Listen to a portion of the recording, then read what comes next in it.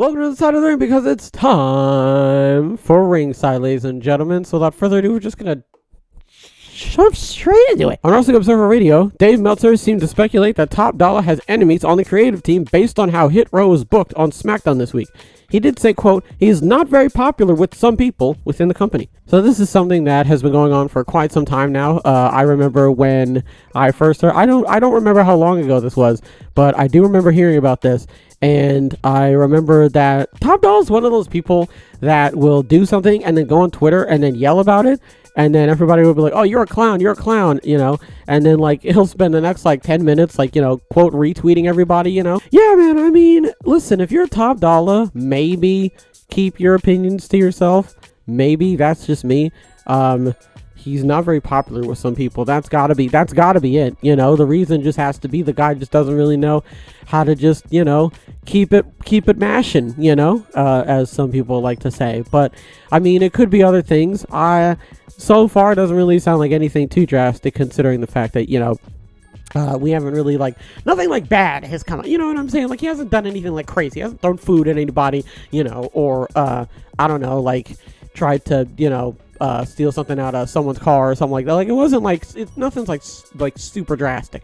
It's really just been him, I would assume, just going around and being just a big fart. I mean, maybe that's just like to teach him a lesson, I guess. Who's really to say? So hopefully he got the message okay, and he's not doing any shenanigans anymore. According to PW Insider, the reaction among those backstage in AEW was really positive when it came to the debut of Collision, and everyone felt they did a good job of making the show look and feel different than Dynamite. Overall, I think the show was really good. I think everybody did what they needed to do. I would have much preferred a better match between Tony Nese and Rusev, but that's just me. Sorry, Miro.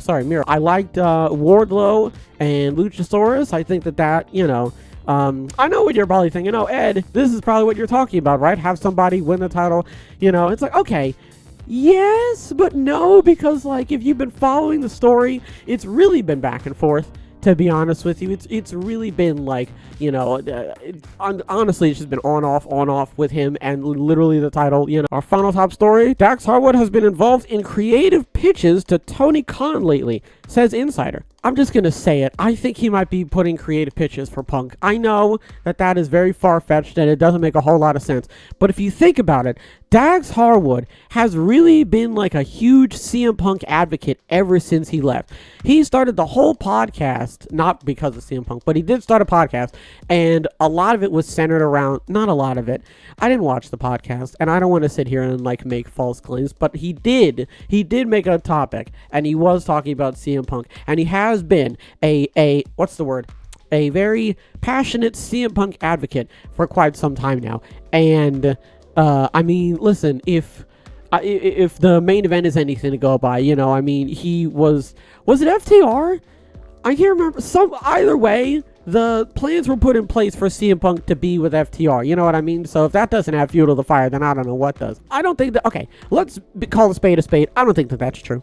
Right? I don't think that Dax is running around being like, oh, CM Punk should do this and he should do that. You know what I'm saying? But if you told me, yeah, right, that Dax was doing this so that he could potentially help Punk get, you know, more liked, you know, with the audience, then I would 100% believe you. Shifting over to our minor stories, although Roman Reigns and Paul Heyman have still been carrying around the two belts he used to wear before being given the new undisputed WWE Universal title, WWE says the two belts will eventually stop appearing. Okay, so why are they here now then?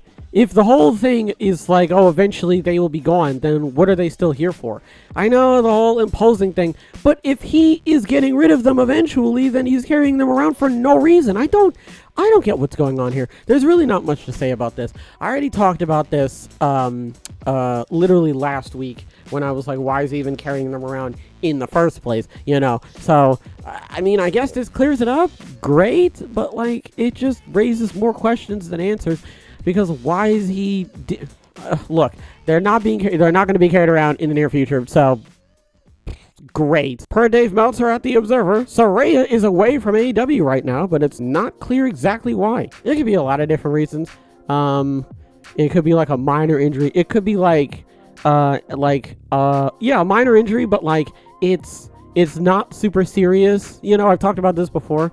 I forget who I think I was talking about it with Braun. I said somebody was stepping away because they might potentially have like an injury that like they kind of want to like, you know, not make worse. They don't want to exacerbate it. So they're like, all right, I feel it now, so I'm gonna get out of here, you know, and then work on that before it gets like super serious, and then, you know, when I come back, it's not going to be as bad. It could not be an injury at all. Maybe it's just like some type of emergency, or maybe some type of visa situation. I don't 100% know, but my money would definitely be on injuries. So if it's not that, then I genuinely have no idea what it is. Lastly, Rush's contract is believed to be a 1-year deal and could be up soon, says the Wrestling Observer newsletter. I don't think we should worry about this, considering the whole news surrounding like AAA, right? It's AAA, and how he had like a match with LA Park, right? And they both were like, bro, we're not doing the match until the money's right. And him and his dad walked away from it, you know. So like, I don't know. If I'm Rush, maybe don't, you know, I don't want to say burn your bridges, but like maybe don't like close them off, you know. Let's keep AEW open, or at least, to be fair though, he could more than likely have Ring of Honor. So, you know, I don't think it's a good idea to throw all your eggs in one basket. I think it's a pretty good idea to make sure you've got a couple legs spread out, you know what I'm saying, around the coop, I guess. I don't know. He could just like, you know, renegotiate the contract. It's not like, you know, it's coming up and they're just standing there in the room. They're just completely still not doing anything, you know, like someone has to come into the room and like activate like their animation or whatever. I really don't think that's the case, you know. So what do we talk about? I don't understand why Roman Reigns is carrying the titles around, only for him to not be carrying the titles around eventually. That doesn't make a whole lot of sense. That doesn't make any sense. Top Dolla's in trouble. Yeah, I could see that, to be totally honest with you.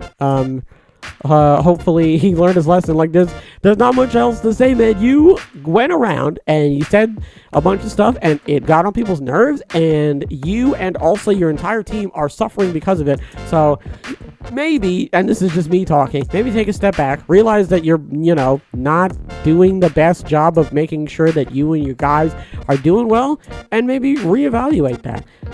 Everybody liked Collision. I liked Collision. I thought the match was really good. I think that as a third brand, it's doing a really good job. I like that they're continuing a lot of the storylines that were happening on Dynamite. Hopefully, you know, everybody who like wasn't getting like hopefully Tony Nese is going to do something. You know what I'm saying? Like, hopefully everybody who wasn't getting a shine on like all the other whatchamacallits, you know, got a shine on this one. Soraya is away from AEW. We're not 100% sure why. I said it was an injury. It could be something else. At this point, we don't really know. Ruch's current contract is believed to be a 1-year deal and could be up soon. 1-year deal. Okay, so again, he could renegotiate. That's up to Rush, to be totally honest with you. I know he's got the AAA situation going on. So, I mean, from now until the 1-year deal, he could potentially, you know, clean that up, right? And end it with AEW and go with AAA. Who's really to say at this point? And Dax Harwood has been involved in creative pitches to Tony Khan. It 9 times out of 10 is for FTR. I highly doubt it's for CM Punk. However, I don't know what's going on inside my brain, but it's making me think that Dax Harwood is throwing pitches at Tony Khan about CM Punk or about FTR with CM Punk, specifically so that, like, in case CM Punk is getting yelled at, he can hide behind FTR and, like, they can help him out, build his stock up a little bit. But I could always be wrong, and to be fair, I mean, this is, like, a really far-fetched, you know, theory to, like, go with. So, like, if I am wrong, it makes a whole lot of sense. Folks, that's going to do it for this episode. Hopefully everybody has a wonderful tonight and a wonderful tomorrow. And as always, big hugs. Big hugs all around.